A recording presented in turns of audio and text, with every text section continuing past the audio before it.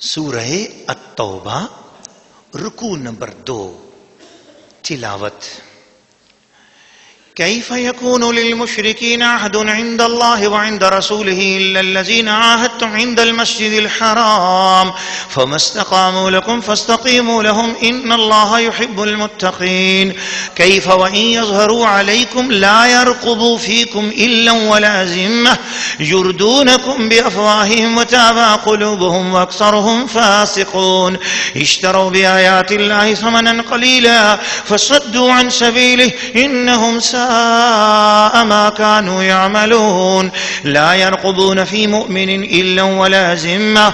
وأولئك هم المعتدون فإن تابوا وأقاموا الصلاة وآتوا الزكاة فإخوانكم في الدين ونفصل الآيات لقوم يعلمون وإن نكثوا أيمانهم من بعد عهدهم وطعنوا في دينكم فقاتلوا أئمة الكفر إنهم لا أيمان لهم لعلهم ينتهون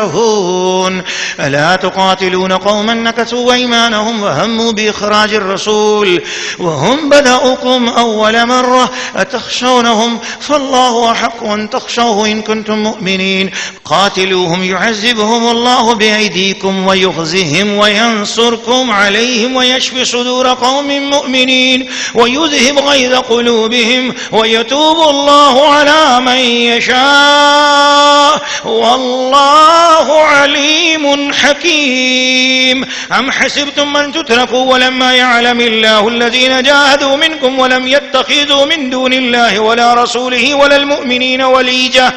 والله خبير بما تعملون.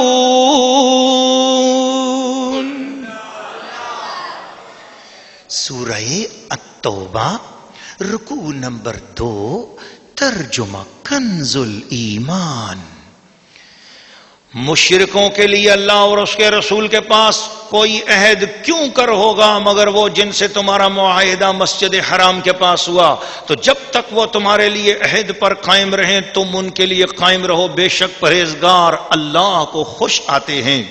بھلا کیوں کر ان کا حال تو یہ ہے کہ تم پر قابو پائیں تو نہ قرابت کا لحاظ کریں نہ عہد کا، اپنے منہ سے تمہیں راضی کرتے ہیں اور ان کے دلوں میں انکار ہے اور ان میں اکثر بے حکم ہیں. اللہ کی آیتوں کے بدلے تھوڑے دام مول لیے تو اس کی راہ سے روکا، بے شک وہ بہت ہی برے کام کرتے ہیں.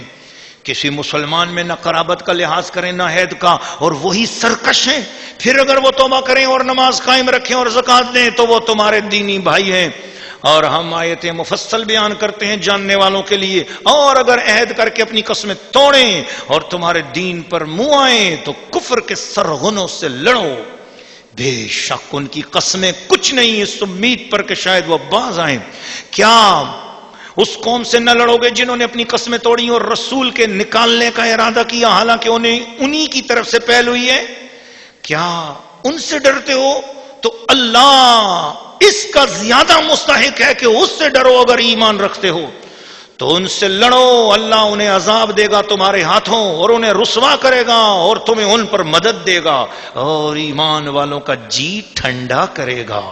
اور ان کے دلوں کی گھٹن دور فرمائے گا اور اللہ جس کی چاہے توبہ قبول فرمائے اور اللہ علم و حکمت والا ہے. کیا اس گمان میں ہو کہ یوں ہی چھوڑ دیے جاؤ گے؟ ابھی اللہ نے پہچان نہ کرائی ان کی جو تم میں سے جہاد کریں گے.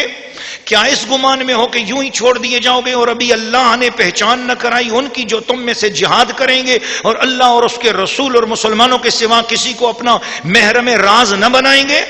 اور اللہ تمہارے کاموں سے خبردار ہے. سورہ التوبہ رکوع نمبر 2 تفسیر. ناظرین و ناظرات اور سامعین و سامعات، مشرکین کے ساتھ جو معاہدہ ہے اس کے حوالے سے گفتگو تو ہو رہی ہے اور اسی میں ساتھ یہ بھی بتایا گیا کہ وہ مشرک جو مسلمانوں کو جزیہ دے کر رہیں یا وہ کافر جو مسلمانوں کو عرب میں جزیہ دے کر رہے ہیں تو وہ ذمی قرار پائے. ذمی کا مطلب یہ ہے کہ ان کا ذمہ مسلمانوں نے لے لیا، ان کا ذمہ اسلام پر ہے. اب ان کے جان و مال کا تحفظ بھی مسلمانوں کی ذمہ ہے. اس لیے ان کو ذمی قرار دیا جاتا ہے۔ تو ذمی کے لیے جو اصول ہیں ان میں سے سب سے بڑا اصول ہے کہ ذمی کافر کبھی بھی رسول پاک کی بے ادبی اور گستاخی نہیں کرے گا، دین اسلام کا مذاق نہیں اڑائے گا۔ اگر کسی ذمی کافر نے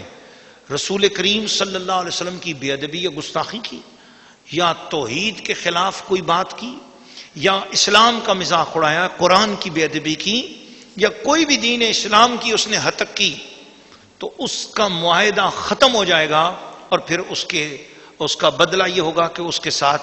اس کی سزا کے مطابق جیسا اس نے کیا اس کے مطابق اس کو سزا دی جائے گی، معاہدہ ختم ہو جائے گا اور اسے قتل کر دیا جائے گا۔ اس کے جرم کے عوض، اس کے جرم کے حساب سے اس کے ساتھ سزا بھی دی جائے گی۔ بعض اوقات ذمی گستاخی تو نہیں کرتا لیکن ایسی شرارت کرتا ہے کہ جس شرارت سے محسوس ہوتا ہے کہ وہ مسلمانوں کو تنگ کر رہا ہے، تو اگر تنگ کر رہا ہے تو اس کو اس کے حساب سے، اس کے جرم کے حساب سے سزا دی جائے گی اور اس کو ڈانٹا جائے گا، ڈپٹا جائے گا، سمجھایا جائے گا۔ لیکن اگر وہ بہت واضح طور پر کفر کرتا ہے یا بہت واضح طور پر گستاخی کرتا ہے تو پھر اس صورت میں اس کے لیے کوئی بھی امان نہیں ہے۔ اس کی تفصیلات بیان کرنے کے بعد یہ بتایا کہ مسلمانوں کے عزیز اور رشتہ دار بھی ایسے تھے، تو جن کے ساتھ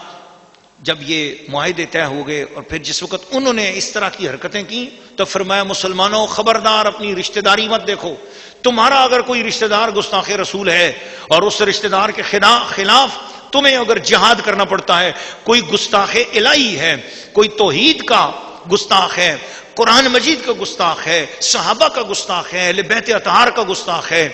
اور دین اسلام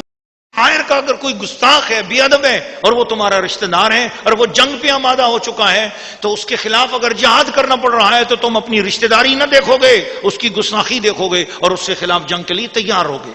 اور یہ قیامت تک کے لیے مسلمانوں کے لیے یہ حکم ہے۔ اور یہ کہا کہ مسلمانوں اپنا راز کبھی بھی کسی گستاخ کو نہ دو، بے ادب کو اپنا راز نہ دو، بے ادب قوموں کو اپنے رازدار نہ بناؤ، ان پر اعتماد مت کرو، وہ تمہارے کبھی بھی سجن نہیں ہوں گے، وہ تمہارے دشمن ہوں گے۔ اس لیے اللہ پاک نے فرمایا مسلمانوں واللہ خبیر بما تعملون، اللہ کریم تمہارے ہر کام کو دیکھ رہا ہے۔ تو اس لیے مسلمانوں کو چاہیے کہ وہ اپنے اسلامی ممالک کے راز غیروں سے نہ شیئر کریں، غیروں کے ساتھ نہ ڈسکس کریں، غیروں کے ساتھ نہ آپس کے معاملات غیروں سے ڈسکس نہ کریں۔ اگر آپس کے معاملات ہیں تو آپس میں کسی کو بڑا بنا لیں، اس سے صلح وغیرہ کریں۔ مسلمانوں کو چاہیے کہ آپس کے راز آپس میں رکھیں، غیروں کو نہ دیں۔ دنیا بھر میں جتنے ممالک میں بھی آج مسلمانوں کو شکست ہوئی ہے، مسلمانوں پہ سختیاں آئی ہیں، اس کی اگر پیچھے جا کر دیکھو تو قرآن کی یہ بات آپ کو نظر آئے گی کہ اس ملک کے لوگوں نے اپنا رازدار غیروں کو بنایا تھا، اپنے اعتمادات یہودیوں پہ کیے تھے، اپنے اعتمادات اسلام کے دشمنوں پہ کیے تھے۔ اللہ پاک تمام مسلمان حکمرانوں کو بھی اور مسلمان جن کے ہاتھ میں مسلمانوں کے انتظامات ہیں ان لوگوں کو اللہ پاک ہمیشہ در رسول کی طرف متوجہ فرمائے اور مسلمانوں کو آپس میں ایک دوسرے کے ساتھ ہی آپس کے معاملات طے کرنے کی توفیق عطا فرمائے۔